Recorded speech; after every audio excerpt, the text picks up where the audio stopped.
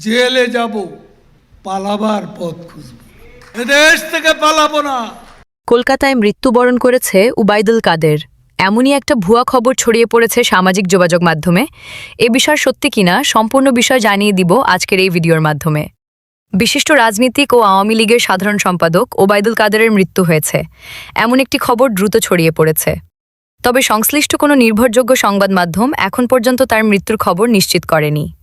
বরং দলীয় একাধিক সূত্র জানিয়েছে এই খবরটি ভুয়া ও ভিত্তিহীন। জানা গেছে ভারতের কলকাতায় চিকিৎসাধীন আছেন ওবাইদুল কাদের। সেখানে চিকিৎসকদের তত্ত্বাবধানে তার চিকিৎসা চলছে। এই অবস্থায় তার মৃত্যু হয়েছে এমন গুজব ছড়িয়ে পড়ায় পরিবার ও সহকর্মীরা বিস্ময় ও উদ্বেগ প্রকাশ করেছেন।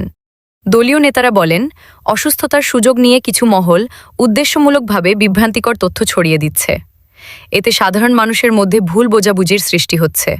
তারা সবাইকে যাচাই না করে কোনো তথ্য শেয়ার না করার আহ্বান জানান।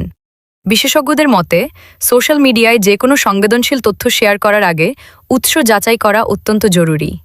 কারণ গুজব অনেক সময় অপ্রয়োজনীয় আতঙ্ক ও অস্বস্তির জন্ম দেয়।